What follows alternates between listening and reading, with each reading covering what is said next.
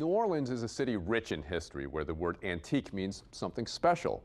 Tonight we have a story about how one man's mission to save wood that's hundreds of years old from the landfill may have, in turn, saved his own life. Here's Mike Hess. These thick beams just arrived from an old building in Connecticut. The wood is what's called antique heart pine. The massive pine trees harvested from Louisiana and the Southeast more than 200 years ago and shipped north to a then growing America. 2 centuries later, they are home again, and this 70-inch blade slicing off planks that will eventually become new wood floors. I just knew when I first started that once this stuff is gone, it's gone. And I saw Gary Hess couldn't stand seeing history go to the landfill.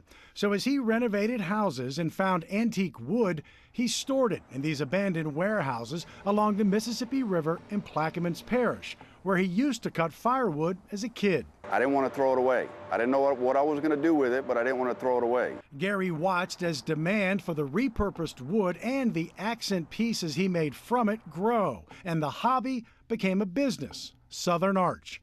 And in just 4 years, he's filled 60,000 square feet of 2 warehouses. Some of it he's pulled right from his backyard, the Mississippi River Batcher.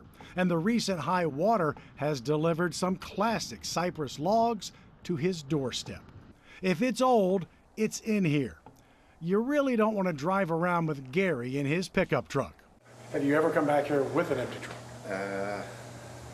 No, it's pretty bad when you come back from the dump with more than you took. That's pretty bad. And the pieces come from all over. Gary saved this landfill-bound cabinet from a general store in Selma, Alabama, 100 yards from the Edmund Pettus Bridge. From the Civil War to civil rights, you know, if this piece could talk, it would be amazing. Rebuilt the entire inside, the shelves, the drawers. The top is a piece of sinker cypress pulled from a Louisiana swamp, and it's likely more than 300 years old.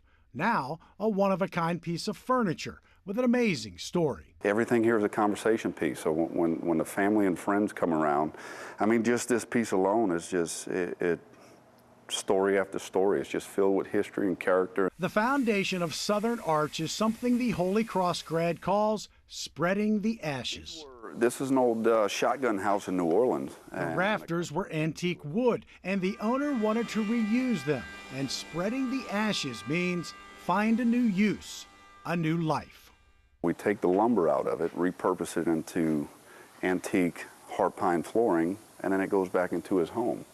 So when people come in, it's just a highlight. It's like these were actually my roof rafters. At first glance, it may look like a heap of worthless timber, but in reality, it is a slice of our history. But what you can't see is that this wood helped save a man's future. April of 2005, on the Iraq and Syria border, Iraqi insurgents attacked the Camp Gannon Marine Base as 3 trucks loaded with explosives are driven into the perimeter walls by suicide bombers. Infantry officer Gary Hess was inside and helped keep the insurgents from taking the key border base, and fellow Marines suffered only minor injuries. But after 10 years, 3 tours, 2 medals for valor, and days away from getting his captain's bars, Gary Hess retired and came home, but the war came with him. I didn't sleep much.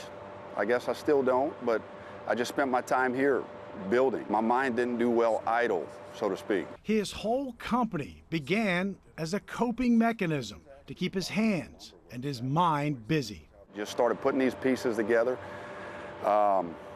The ideas started coming to life, and then, you know, as the word spread, then the demand has been tough to keep up with. And what looks like clutter is not. In fact, Gary said everything here is on a project list that stays in his head. There's an intention for every piece here. Whether I ever get to that point is a different story. But you can scratch one off the list. Remember the Connecticut beams being cut into wood flooring?